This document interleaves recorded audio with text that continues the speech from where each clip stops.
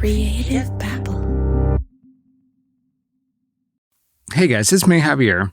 Recently on Twitter and Facebook and Instagram and even my Patreon supporters, I asked them, what is your all-time favorite pretend episode?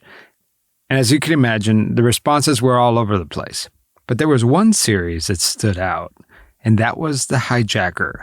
It was a collaboration with my friend Chris Knittel. Now, I don't typically listen to my podcast, but I kind of want to listen to this episode. And so even if it's your first time listening to it or if you've heard it before, check it out because it is so intense. It's worth revisiting. So here it is, part 1 and part 2 of The Hijacker. Your attention, please. Hand luggage restrictions apply to all airlines. Today's episode is another collaboration with my buddy, my partner, my badass extraordinaire, Chris Knittel with the Burner Phone Podcast. Please make contact with the relevant airline before proceeding through security.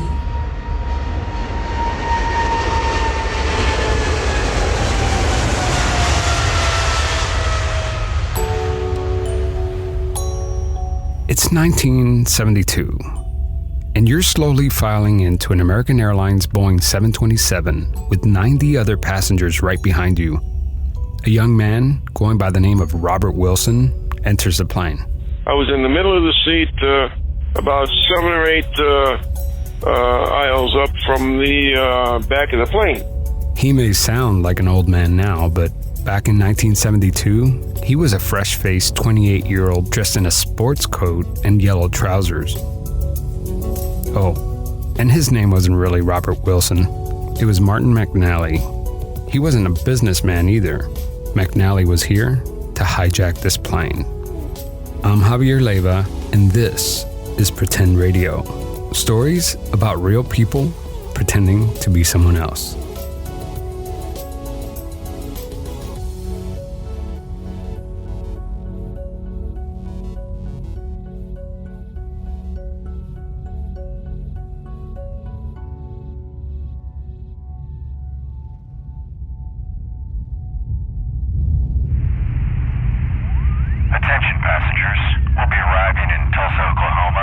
The pilot announces that they'll be landing in 15 minutes at their final destination, but no one is going to Tulsa today.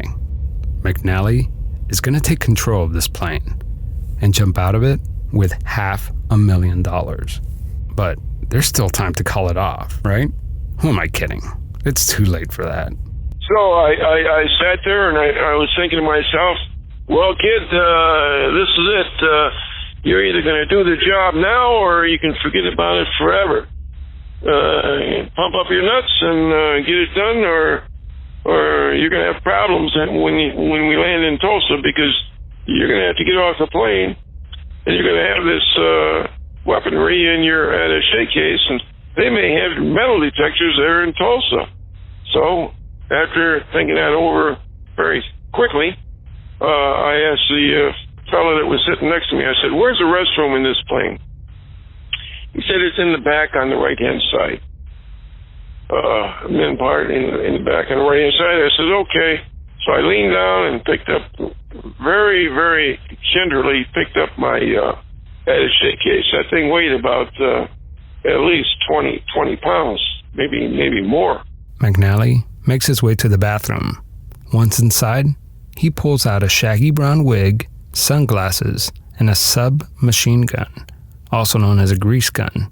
And then I pull out the gun, and I very, very, very cautiously engaged the chambered one of the bullets. It was ready to go. All I need to do now was pull the trigger, and that thing's going to go off. And then I put on the rubber gloves. And then I opened the door. I got my sunglasses on. I opened the door, closed the door. Now I'm in the back of the plane all the way, and none of the passengers can see me or are looking at me. So for about at least 2 or 3 minutes, I'm trying to wave one of the stewardesses back to me, and she wasn't looking at me. But when she came back, and she did look at me and did see me, the first thing she said was, don't hurt anybody. And I told her, I says, young lady, I'm not here to hurt anybody. I got a note for the pilot. Take this up to the pilot immediately and come back to me right away. She takes a note to the pilot and quickly returns. McNally tells her to clear some of the seats towards the front of the plane. So there was a family, a dude, his wife, and 2 kids. He told them, you need to move up to the first class section. I think the woman got up first, the wife, and then I think the daughter went, and then a young son, he was about 10 or 11, 12 years old. When the husband got up, that was another story altogether. When he got up, he was about, I would say, 6 or 7 feet in front of me. He turned around and he was looking at me. He wasn't blinking. I wasn't blinking. And that went on for about 30 seconds. So I know what he's thinking in his brain. I need to take this guy out. And he's thinking that if he can get me off guard with a blink in my eyes or something, he could quickly charge me. I know what he's thinking. So I took the gun and I pointed it directly at him and gave him my dog growl, like, and he turned around and booked it up to the first class section at that point in time. If he had tried something, this thing would have kicked off some slugs into his body, and it would have probably killed him because I would have done my best to kill him. He sits down. Then the pilot comes on the intercom. Ladies and gentlemen, this is your pilot speaking. A passenger needs to return to St. Louis, so we'll need to turn the plane around. So that was the first notice that the passengers had that we were returning to St. Louis.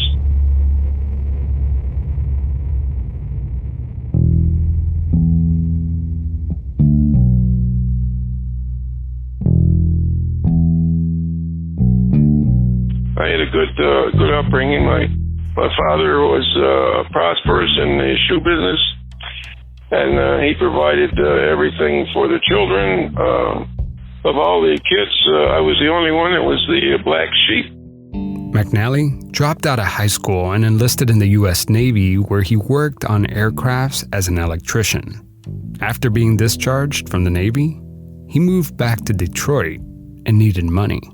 I was riding around with a friend of mine, and I said, I'd like to get some extra money, and I think I can get it just walking out of the store and telling them it's a robbery, and get the money out of the cash registers and go on my way.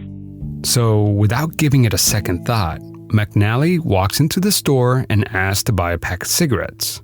While the clerk turns around, McNally whips out a gun and says, "Don't panic, this is a hold-up. All the money out of the register. I don't want your wallet or anything else, just the dollar bills." I don't know why I was doing the stupid stunts, but there were 3 of them, and I got $50, $75, and one time on a Monday evening, $110. That was really stupid. It's kind of ironic that he robs a gas station because years later, McNally would eventually become an owner of a Shell station. One day, while in the car with his pal Jim Petty, he turned up the radio. So as we were going, it was about 10 o'clock in the morning, and I heard a news spot on one of the Detroit radio stations. Some guy hijacked a 727 plane and jumped out with $200,000 in cash. He was never seen again. And what they said was, all these skyjackings that are happening, they can solve the problem if they just give everybody or gets a ticket. They can give them $500,000, and these guys won't be taking these planes. The hijacker he heard about on the radio was none other than the infamous D.B. Cooper. To this day, no one really knows who D.B. Cooper was or if he survived his escape. And when I heard that, I said, "Oh my God!" And I laughed like hell. And I told Jim Petty, I says, You know, Jim, that wouldn't be a bad way to make some quick money. Just get a ticket, get on a plane, and get some parachutes and bail out. I mean, what could go wrong, right? And I said, yeah, that'd be something. So we were laughing and everything. He was serious about this. But great secrets are apparently hard to keep. His pal Jim told a guy named Paul about McNally's hijacking plans. James Petty said he had a conversation with Paul Zach about what I was thinking about doing. And when he said that, I responded yelling at him. I said, what in the hell are you doing talking to him about this possibility? Because that guy's got the biggest mouth in Detroit, and he's friends with one of the Detroit undercover cops. Well, he says, he won't say anything. Don't worry about it. I said, yeah, all right. I sure hope he doesn't. If this plan was going to work, McNally needed to do his research. I made several trips to around the country. I went to Chicago, Indianapolis, St. Louis. I went to Kansas City. I went to all these different airports, trying to determine which one would be good to take a plane from, which one had less security, and I came up with St. Louis. You have to remember, back in 1972, you didn't need to go through security for domestic flights. Imagine that.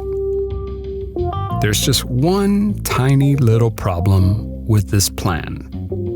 McNally doesn't know how to skydive. I never jumped out of a plane before. As a matter of fact, when I made the decision that, I would be doing a jump, I went over to the local library in my town, and I stayed in the library for about $5 or $6, and I was getting all these books on parachuting. And what I was looking for was the calculation to determine when terminal velocity is reached. And I know that I got to get to a point of to open this parachute. When should I open the parachute? That was the key.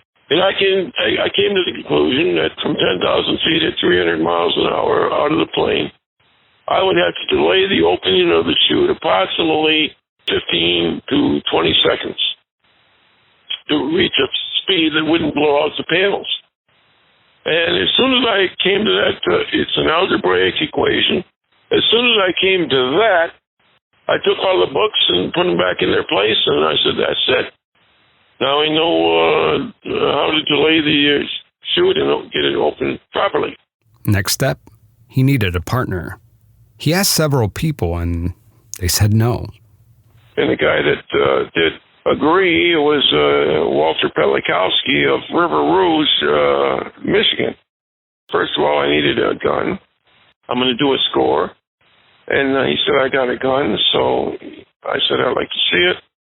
And he had a very nice-looking rifle. And I said, I think this will work. So he gave me the gun, didn't even charge me. And I told Wall, I says, I'm going to do an aircraft skyjacking. And I would like you to go along, and if you do, we'll get 2 packages of $500,000 each, and we can both bail out and watch our back when we hit the ground. So after less than a month, he says, no, I can't do that. That's too scary. That's too dangerous. I said, all right, well, what I'll do is I'll give you $25,000 if you'll be my chauffeur. So I said, okay, I'll do that. Airport, check. Skydiving 101, check. Gun, check. Partner, sort of. Finally, McNally needed to buy a ticket, so he bought one for $70 under the name of Robert Wilson. He's all set. Today's the big day. So I took a bath and got dressed up, got my tie and my shirt, and I was looking like a businessman. I went up to the ticket counter at the loading area, gave him my pass, and gave him my ticket. So they started loading all the passengers up. There were no metal detectors or anything, so I was good to go with what I had in my attaché case. So we're back on the plane. At this point, the passengers are starting to realize that the plane has been hijacked, and the cash McNally is hoping for is not on board.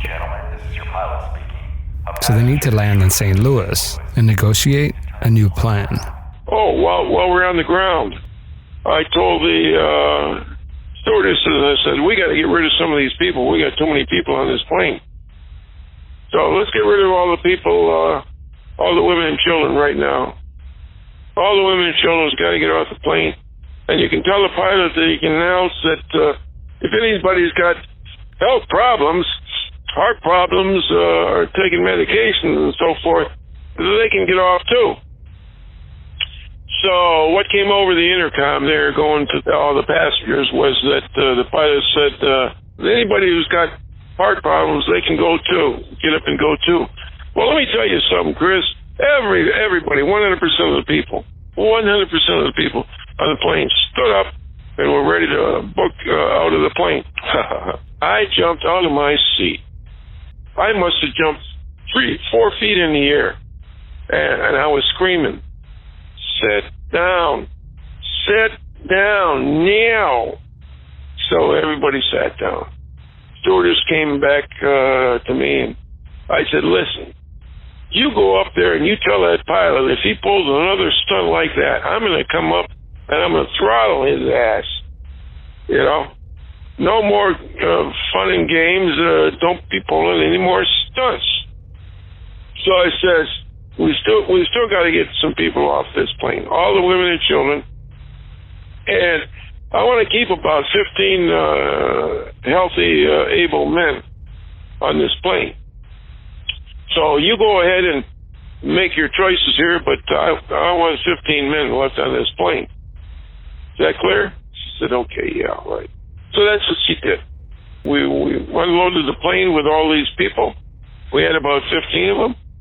And she said, what's next? And I said, well, we got to get up in the air. We got to get off this ground. They're going to have FBI snipers all over this place. So the pilot took off, got back up in the air. And the pilot said, is it okay if I fly around St. Louis or get out of the airways of St. Louis? I said, I never talked to him. And this was all done through the stewardess. I said, you can tell the pilot he can fly anywhere he wants to. I don't care. But, yeah, we're going to stay in the air until we got all the money ready to go on the ground. Okay, so she went up and told the pilot that. She came back and told me that they don't have the money in St. Louis. They can't get the money in St. Louis. But we got the money in our main facilities down in Dallas-Fort Worth.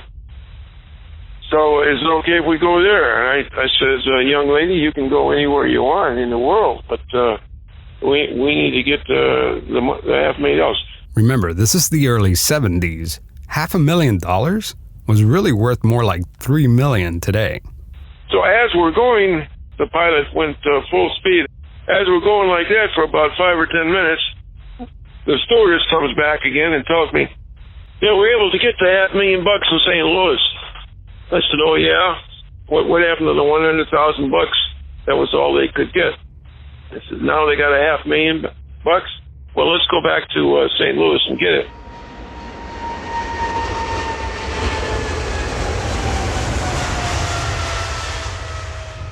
They had a crew change and brought the money and the parachutes on board. As we're on the ground, the pilot came back and he sent word that they would like to change crews because these guys have been up all day. And I said, yeah, okay, you can change crews. Go ahead and do that. The money was brought on board.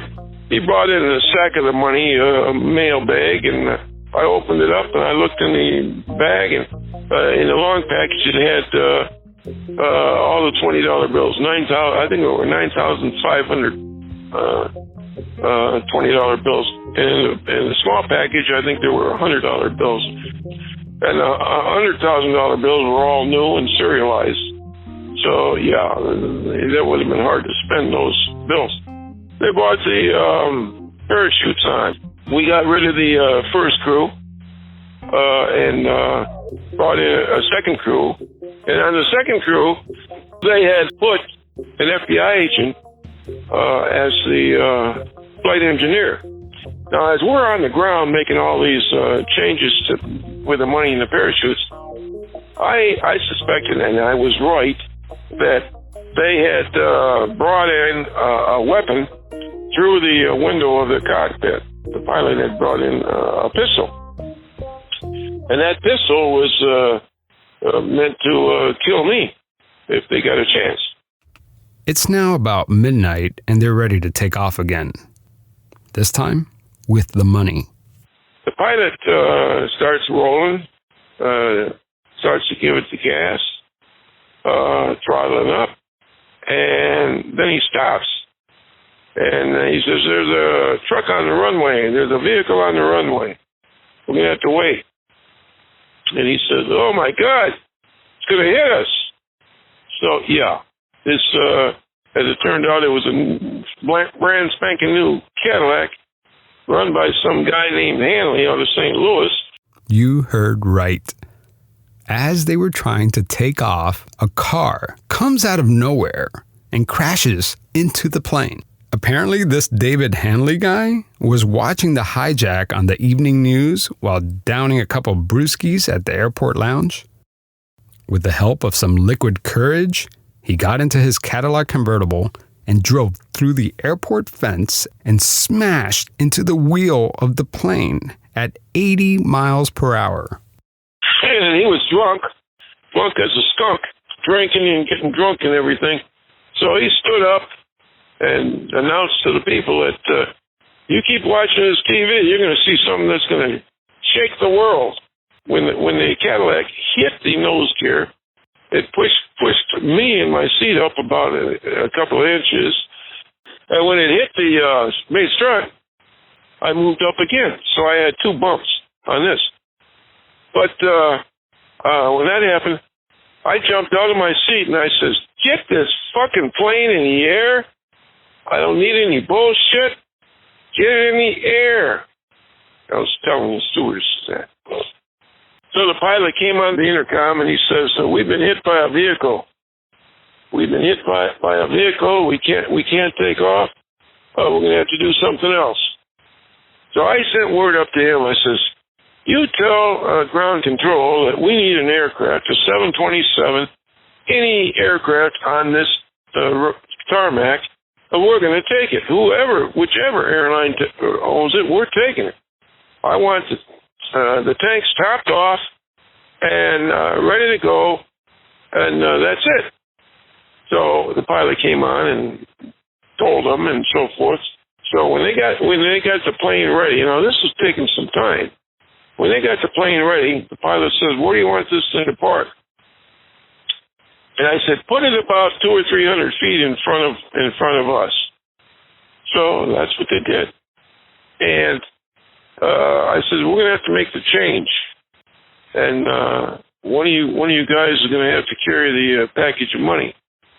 But you make sure the FBI knows that when I enter this plane, if I see anybody in this plane crouched in the seats or in the restroom, John's, I'm going to blow them away on sight, no questions. They're dead.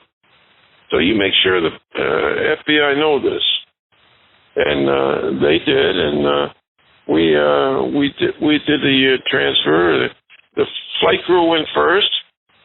I had one volunteer hostage. At this time, I only had one. I let everybody else go. And I had one stewardess. I think I had just one stewardess. It took 90 minutes, but they finally got another plane. So as I'm getting off the plane, I'm the last one to go. These two stewardesses are around me, and I've got my attaché case up covering my face. But they lifted the stairs up, and within a matter of a couple of minutes, we were in the air. As we get in the air, I told the told the pilot that fly at 10,000 feet and head for, we're going to Toronto. When you hit Toronto Airport, make a pass on the runway about 300 or 400 feet so I can verify that we are at the airport, Toronto, and then we'll rise up to 5,000 feet and go on to JFK in New York. And I'll come up to the cockpit and give you some radio frequencies, and I will be talking to my partner on the ground. So that's the way it's going to work. I looked at my watch. I think it was close to 2:30. I forget. But I'm looking at my watch and I said, "Gee, I got to get out of this plane. It's the summer. It gets light early, and these farmers in the area that we're going in, they get up early, and I got to go." It was now or never. And as this was going down, there were 4 girls around me in the back of the plane, and I got the harness. I'm getting it strapped in and everything. One of the girls gets on her knees. Her name was Diane Demois, a very nice young blonde, the kind of girl I would like to marry, actually. But she's on her knees, helping me with the leg straps, and she looks up to the other 3 girls and she says, "I don't think we're supposed to be doing this." And I looked down at her and I said, "Young lady, trust me, you're supposed to be doing anything that I say. This is serious stuff, okay?" They lowered the rear stairwell. Earlier I had the co-pilot lower the stairs on this 727 aircraft. And what he told me was he'd never done this before, so when he does it, he's going to have to jump forward so he isn't pulled out, sucked out. So the co-pilot gets on the intercom, and he's talking to the pilot, and he's telling the pilot, "Slow down, speed up, slow down, speed up." "Okay, stop right there." So we're at the speed. And at that point there, we're doing about 300 miles per hour ground speed, 300. And that's the way I like the steps. And the FBI agent was sitting there. I'm sure he had the gun in his hand. I'm not positive, but I think he did have the gun in his hand. Now, I got my gun. It looks like a grease gun, military grease gun, machine gun. And I got that thing there and got my finger on it. And I think that was the only thing that deterred him from taking his pistol and shooting a couple of slugs into me to kill me. Now, as I'm getting down the steps, very, very cautiously, I mean, seriously, this was rough. The wind turbulence was heavy. I climbed down the stairs on my ass and my feet. I got to the end, and I'm hanging on. I don't have any gun in my hand at this time. I'm hanging on with both my hands, and I get to the bottom of the step, and I look down. The sky is clear. It's dark and it's clear, and I can see lights on the ground. Now we're at 10,000 feet. The cabin begins to lose pressure. I put both my feet out, and I touched the wind going over my feet. It's strong. I put both my feet out, and I very slowly eased my body out onto the airstream. Now I've got both of my hands on the bottom of the step, and I'm looking towards the earth. Okay. There's nothing else on my body connected to the plane except my 2 hands. And this is 300 miles an hour. So I look up, and in my brain I'm thinking, boy, if they knew I was this vulnerable, hanging on this plane like this, and they would just come in here and blow me away and hit me in the head, and boom, I'd be dead. It worked. McNally holds on to the bag full of money and lets go. I released. my hands. Whew. And I immediately separated from the plane. At one point I was thinking, boy, this is nuts. This is really something here.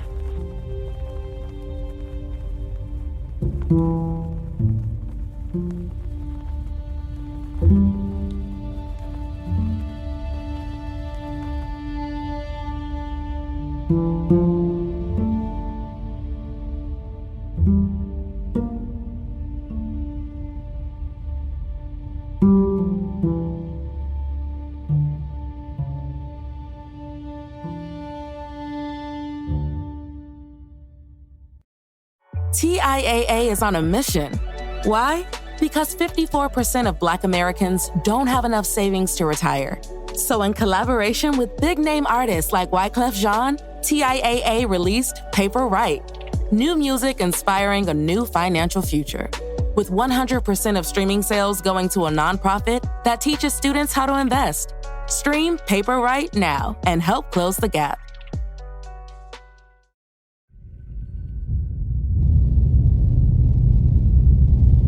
Let's pick up the story where we last left off. Martin McNally, a 28-year-old, is sitting on the rear stairs of a 727. The pressure is pulling him out. He slowly scoots down the steps. So here's what happened. I put both my feet out, and I very slowly eased my body out onto the airstream. Now I've got both of my hands on the bottom of the step, and I'm looking toward the earth, okay? There's nothing else in my body connected to the plane except my two hands.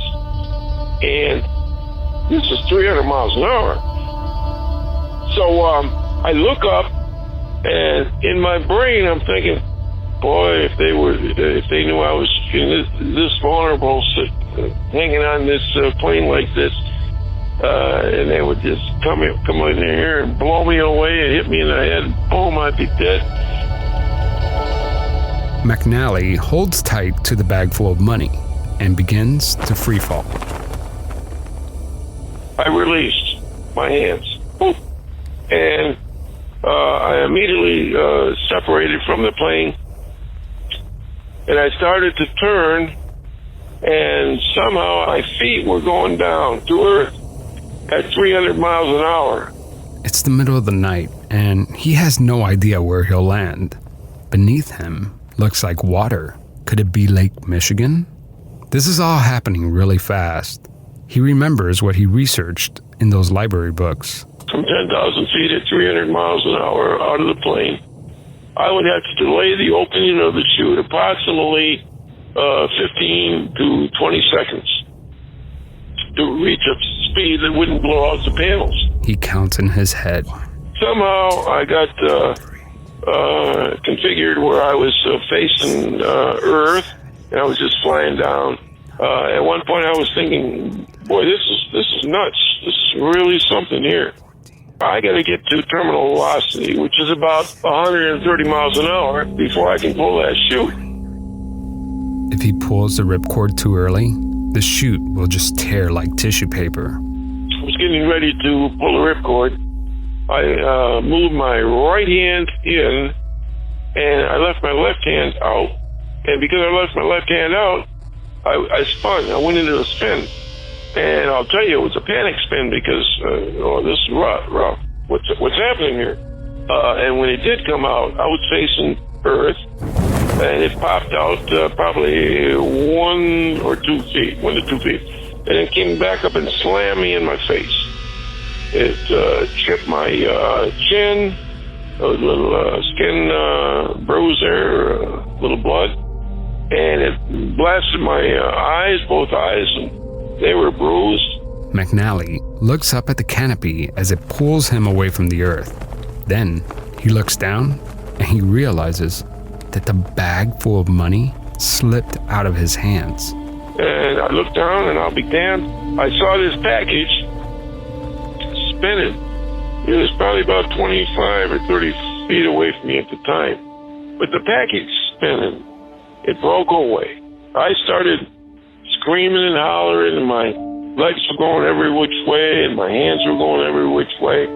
And my exact words were, "Oh, fuck, motherfucker, how did I fucking do this? All this time and money and trouble. Jesus fucking Christ." I said, "Oh, fuck this. I'm going to follow the money." So I immediately look on the ground. I need to get some points on the ground so that I can vector the drop, like a bomb, see where it's going to go. I don't see any points on the ground, all right? And at that point there, I see this thing, it goes into not water, but clouds. And I says, "Damn, I am hit." What now? He's beat up, he lost all his money, and by the time he reaches the ground, there will be hundreds of FBI agents looking for him. What's the point? McNally considered ending it all. I disconnected the left leg strap. Boom. I disconnected the right leg strap. Boom. That's loose.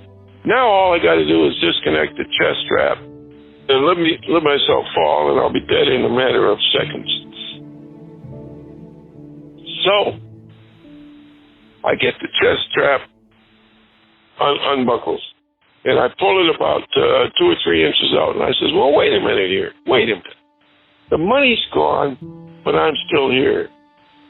The money can be replaced, but I can't." I said to myself, "Within 2 weeks, you'll be back up in the air, and you'll get another plane. And you'll do it at the Indianapolis airport." That, ladies and gentlemen, is called persistence. When I landed on the ground, my feet dug in, my head hit hard, and I was listening and watching to see if any farms turn on their lights. Nothing happened. The only thing that was going down is the dogs. Dogs apparently picked up that something was going. Dogs all over were barking. Woof, woof, woof, woof, woof. Yeah, they knew something was screwy Louie in the area, and I couldn't see anything in front of my face, not even 2 inches. So I took the parachute and went deeper into the woods, and I put the parachute under a tree trunk, and I put some leaves over it, and I climbed into it, and I went to sleep.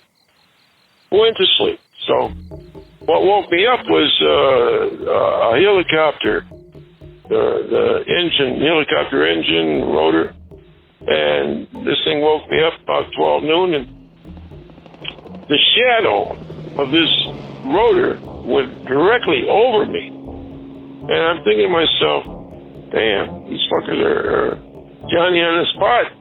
Could be hit." Oh, by the way, I had to take a poop.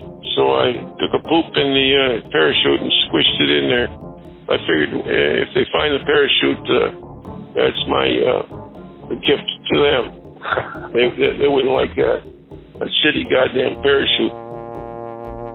McNally jumps over the barbed wired fence. On the other side of the fence was a gravel road. He could go left or he could go right. It doesn't really matter. I was walking along the street, and I noticed one car. It had Indiana plates. I said, "Okay, somewhere in Indiana plates."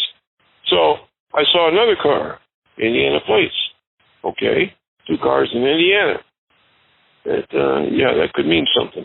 So then I saw a 3rd and a 4th car, and I said, "All right, I'm somewhere in Indiana. Whereabouts, I have no idea." What he needs to do is get the hell out of there. It's dark, he's lost, and badly bruised up. He extends his thumb and begins hitchhiking in the direction of the city lights. Nobody's picking me up. But a car comes by and turns around and stops behind me. And this guy gets out. It was a cop in an unmarked car. He gets out and he says, "Where are you going?" And I told him I'm going to Michigan, Detroit. And he says, "Where are you coming from?" McNally told him he was coming from a friend's house. "Why are you walking?" I said, well, I'm hitchhiking, and I had a fight with my brother. I came down here to get my brother, and we wound up having a fight. He got drunk, and we had a fight, got in a scuffle. And he said, what's your name? So I gave my name, Patrick McNally. And he says, can I see some identification? So I showed him my driver's license. It was made out of my brother's name. And I showed him that, and he wrote all that information down. And he went back to his car. And as he was getting ready to get into his car, he said, would you like a ride into town? Would you like a ride into town? And I said, well, yes, of course. Thank you very much. As I was getting into the car, his wife was there too, but I took my gun and threw it about 20 feet in the field. I didn't want that gun with me. McNally doesn't know this at the time, but that wasn't just a police officer. He was the town's police chief. I threw the gun and got in the car, and as we were driving along, he said, things are pretty hot right now. There's a lot of police looking. I said, yeah, I know. I heard about it. There was a skyjacking, and I guess they figure he's in the area. This sounds like a bunch of BS, doesn't it? Yeah. I'm amazed that the chief of police didn't take me in for some fucking questioning. What are the chances that this guy jumps out of a plane, lands, and gets picked up by the police chief and gets away with it? Unbelievable. Well, it's true. Every word. I pulled a New York Times article from June 30th, 1972. Sure enough, chief of police for Peru, Indiana, picked up Martin McNally and dropped him off at a motel, and then just drove off without questioning this guy's story. By the way, the chief of police eventually became the mayor of Peru, Indiana. After getting dropped off at the motel, McNally's hungry and wants to grab a bite to eat. So I walked into the bar, sat down, and ordered a beer, and was looking around the bar, and there was about 10 people in the bar. And I was in there for about at least 45 minutes. But, yeah, these people were starting to look at me. I ordered a total of 2 beers and 1 hamburger. So while I'm in the bar, I go into the restroom, and I look in the mirror, and I was shocked. My face was really screwed up. And so I brushed my hair, put water on my hair, and tried to clean myself up a little bit. But yeah, I'm amazed that the chief of police didn't take me in for some fucking questioning. The next morning, McNally calls his buddy Walter. Now, Sunday comes along, and I call Walter Pelikowski, and I tell him, Walt, this is Mac. Listen. Well, he was shocked to hear me. He said, damn, I thought you got killed. I said, well, I didn't get killed, I'm alive. And I need some help. You need to come down to where I am right now. So I gave him the address. And I thought he was going to be coming down. So I'm waiting for him. This is Sunday. I'm waiting for him. Nothing happens. So on Monday, I call him, and I said, Walt, I need to get out of here. I need your help. You're going to have to get down here to Peru, Indiana, to this hotel. I said, there's no other way. Walter doesn't arrive in Peru, Indiana until Tuesday. Let's go. So he got on the road and he was driving. And after we got about a half a mile down the road, I relaxed at that time there, and I says, boy, this was a rough situation here, dude. Oh, man, I'm telling you.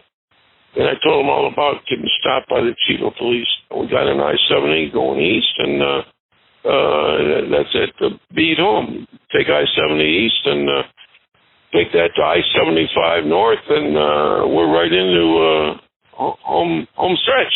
Once back home in Detroit, McNally calls his friend James Petty. So I called him, and he was surprised to hear my voice and everything. But I told him, we should go out for some coffee.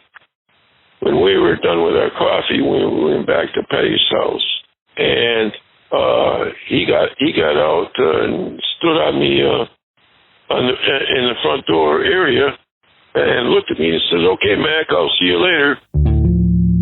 That's really weird because Petty didn't invite him in.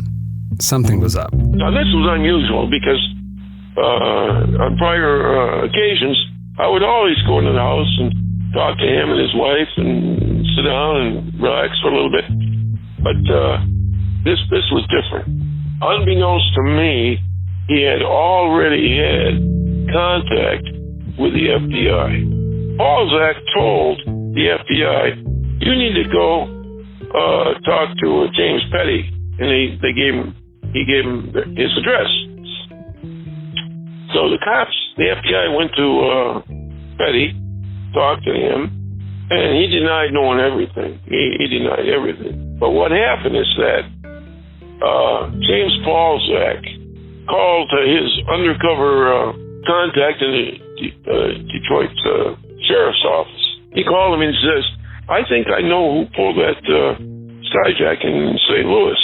Gritzky immediately called the FBI in Detroit, and he says, "I think I know who got that plane in St. Louis. The guy's name is Martin McNally. He's from Wyandotte, Michigan."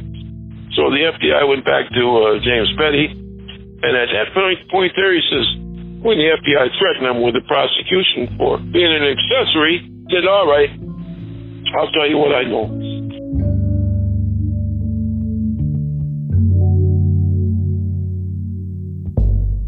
So they had a car there with some FBI agents that were a couple of cars down from where me and Petty were.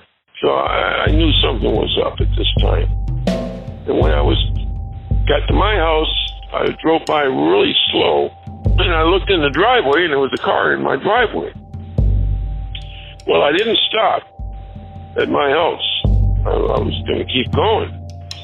And I got about 10 or 15 feet in front of my house, and a car popped out in front of me, and I knew at that point I was hit.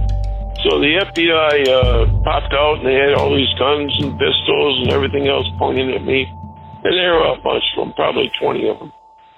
And they're screaming, "Get out of the car, get out of the car, get out of the car, put your hands up, put your hands up." So the FBI guy, Neil Welch, he says, "Martin McNally, you're being arrested for suspicion of aircraft piracy." And I said, "What's that?" And he says, "Well, now that we have you arrested, is it okay if we go into your house and look around?" And I said, "No goddamn way can you go into my house. You better have a search warrant. And if you've already entered my house, you can forget about having any fucking case against me, because you got an illegal search." Yeah, well, as it turned out, Chris, they had entered my house before my arrest. They had entered that house, and they noticed a lot of stuff in there related to airplane hijackings. But I got screwed. The FBI screwed me good, and I got nothing for them. They're all fucking corrupt mother bastards.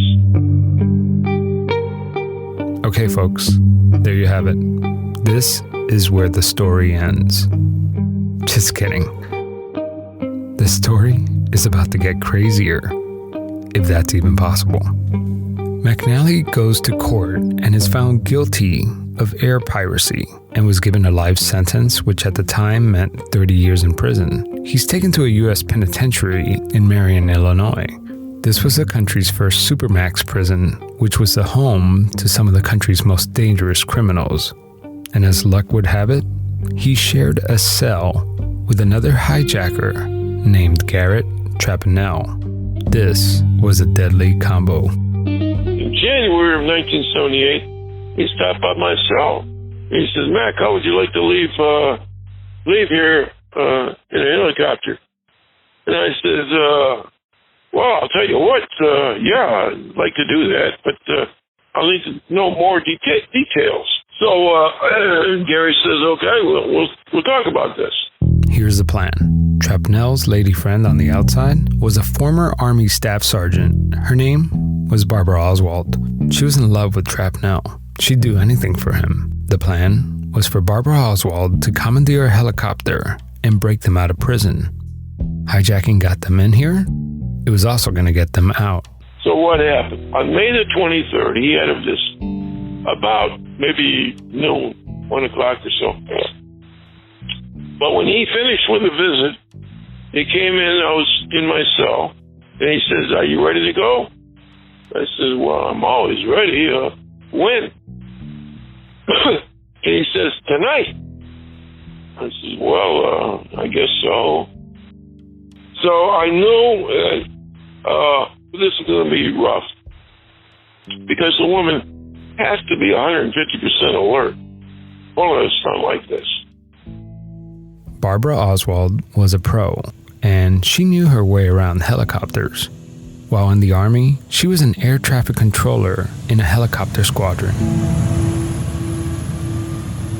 Barbara Oswald hired a helicopter to survey land for real estate. Once up in the air, she pulled off his headset and showed him the gun and told him, we're going to the penitentiary in Marion, Illinois. We got people that we need to release. Meanwhile, back at the Marion Penitentiary, the boys were making their move. We had count that day at 4 o'clock.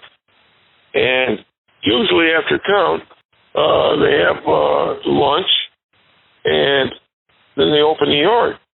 Today, on March 23rd, the yard didn't open, but I had gone out into the corridor and looked to see if the yard opened.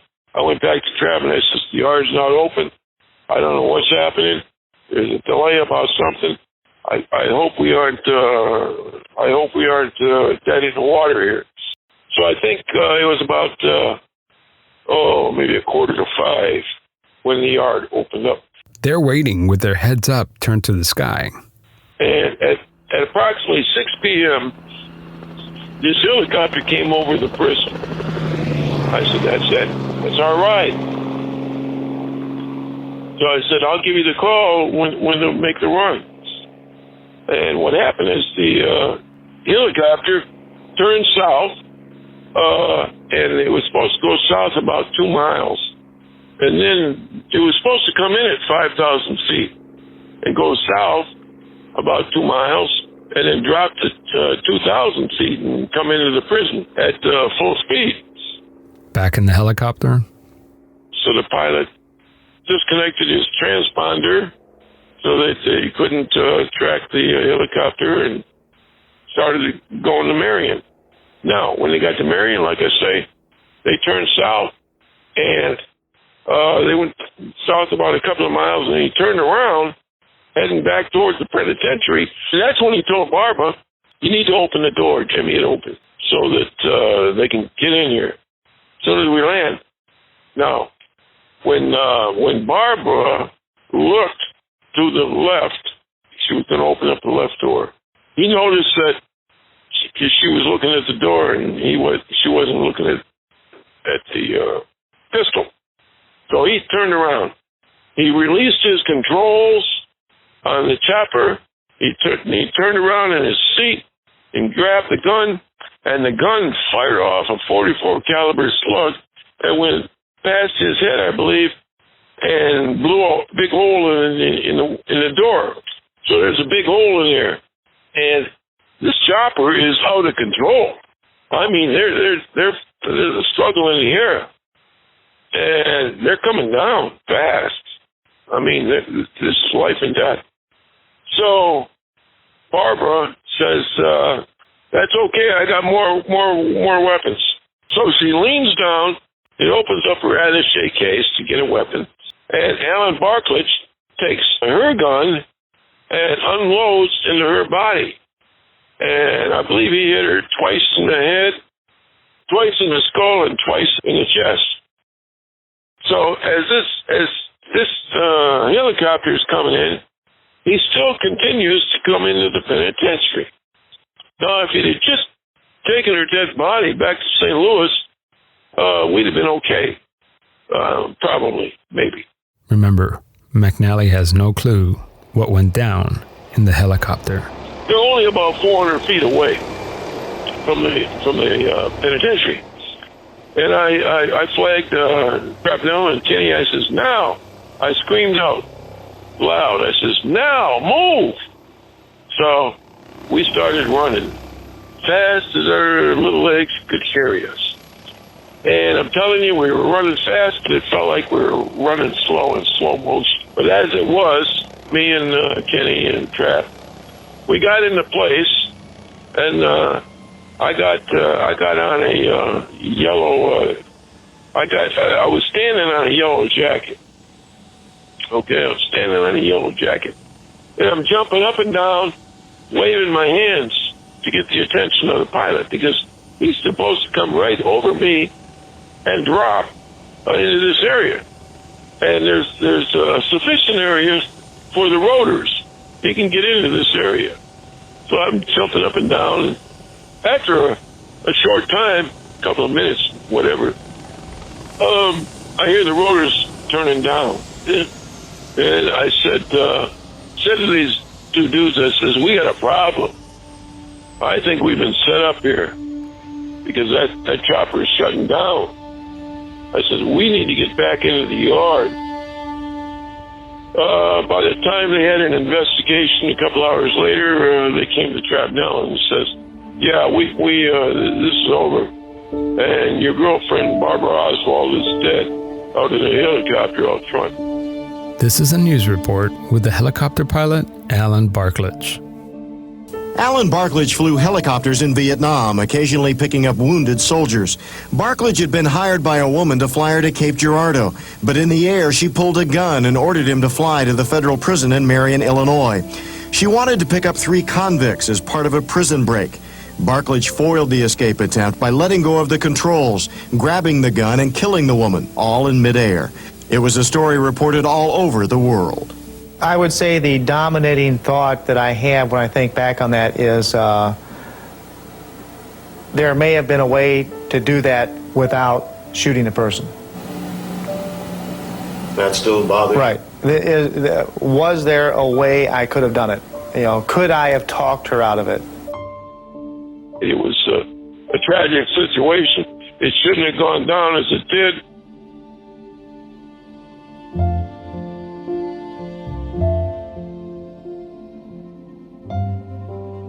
I was released on January the 27th of 2010.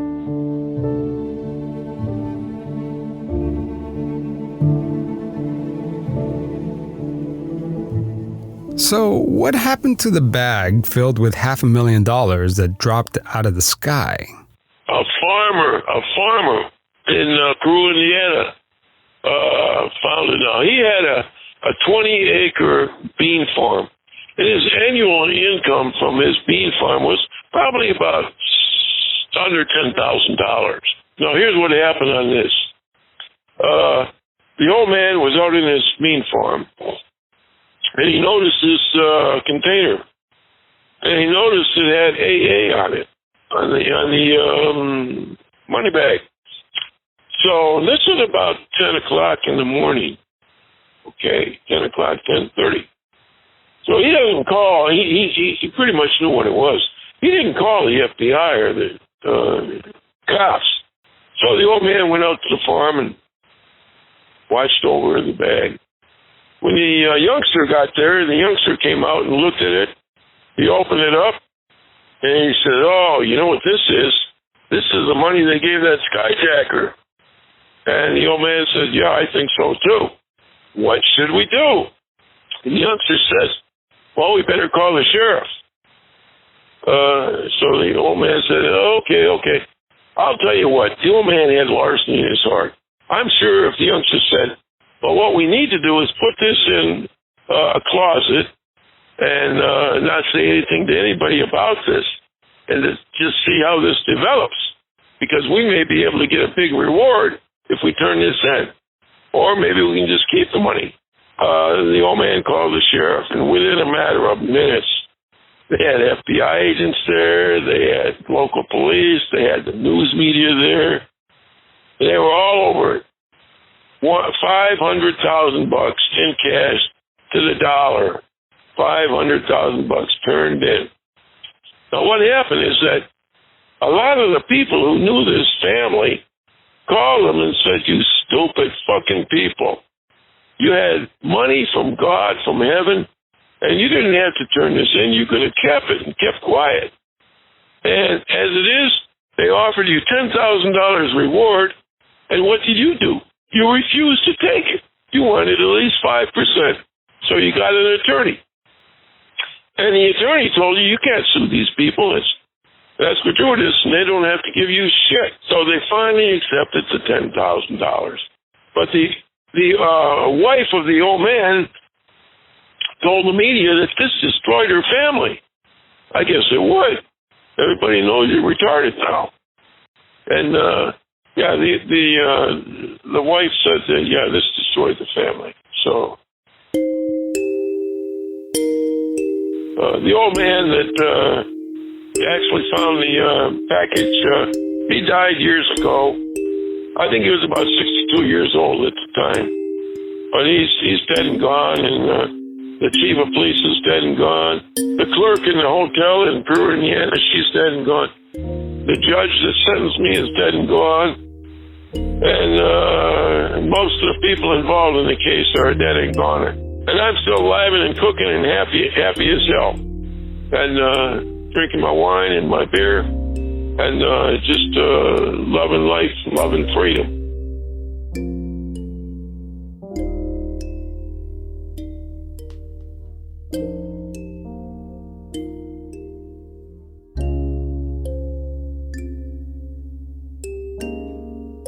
All right, guys, that was part 2 of The Hijacker. And I'm back with Chris Knittel from the Burner Phone podcast, who produced this episode, who actually was on the phone with Martin McNally for 2.5 hours. And I'm telling you, if you listen to the 2.5 hours, it was riveting. So, Chris, tell me, I think one of the biggest moments, or one of the many biggest moments in this episode, was when McNally just drops the cash. I mean, I didn't see that coming. He actually got on the plane, jumped off with the cash, and then drops it. Yeah, when he pulled the chute, the money wasn't secured properly to his body, and the leather straps that were holding the satchel broke off. And so he saw the money just flying in midair about 30 meters below him, whatever the distance was, but he could see the money disappear. And I've been skydiving twice, and I totally get it, because if you've never done it before, your arms, if you could picture this, your arms have to be kind of spread out and kind of behind your head, where your hands are behind your head, because if you even move one of your arms like forward, you basically are creating like a spin, and you will spin uncontrollably.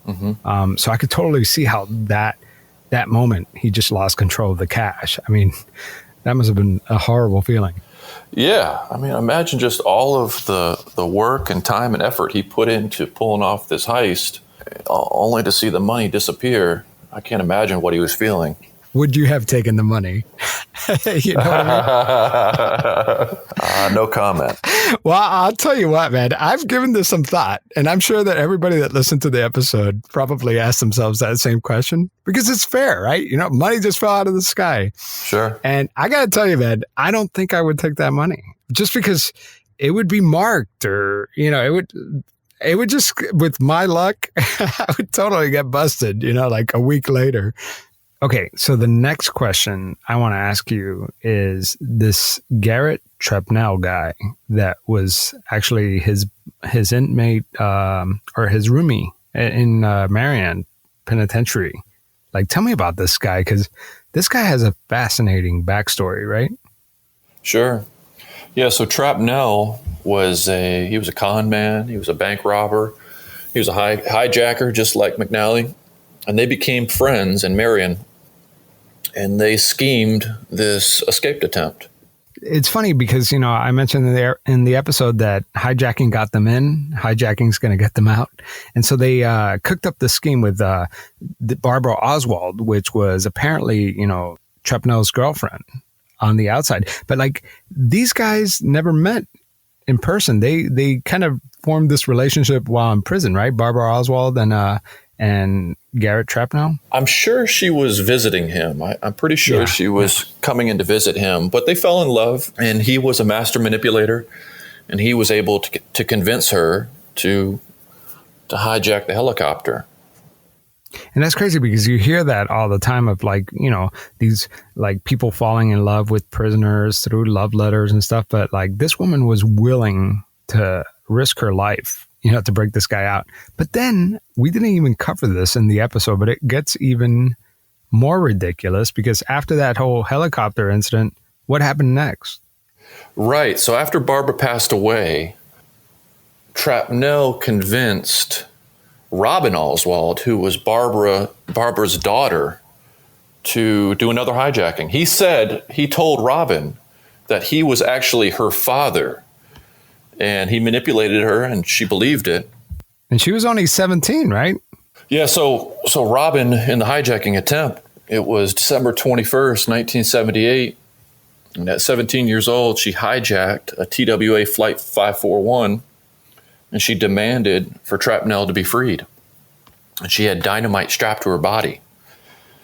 And the FBI negotiators were able to free the prisoners and have, Oswald surrender. There was no injuries or death. And what's crazy is that the supposed bomb that was strapped to her chest was actually railroad flares. Yeah. That's crazy, man. Like that guy, we should just do another episode on Garrett Trepnell, huh? I mean, he sounds crazier than McNally. Yeah, he passed away. I think he passed away in 91. But yeah, he's got quite the interesting story, right? Yeah. Well, this was a fascinating, time in history. Obviously, hijacking is not, nobody wants to glorify it, right? And hijacking is definitely a lot different now than it was back then, but it's definitely a moment in time that has kind of been forgotten or not talked about much. So I'm so glad that you brought this to us and that we were able to hear this story firsthand. Yeah. Thank you for helping me out with this and collaborating on this. It's been a learning experience, and like you said, it is a moment in time. They call it the golden age of skyjacking, as we talked about earlier. So, Chris, do you know did you ask him if he's been on a plane recently? I did. I asked him about that, and he told me that he's too paranoid. He's too paranoid to even step on a plane. He's worried about Homeland Security agents and popping up on a watch list. But sometimes he'll walk into an airport and just kind of look around, just kind of reminisce and watch security and watch the people go through the motions. It's really bizarre. But he actually hasn't been on a plane since 1972. That's wild. Well, Chris, thank you so much, man. I hope we could keep this collaboration going. Of course. Yeah, man. I can't wait to hear what you cook up next. Yeah, I look forward to it.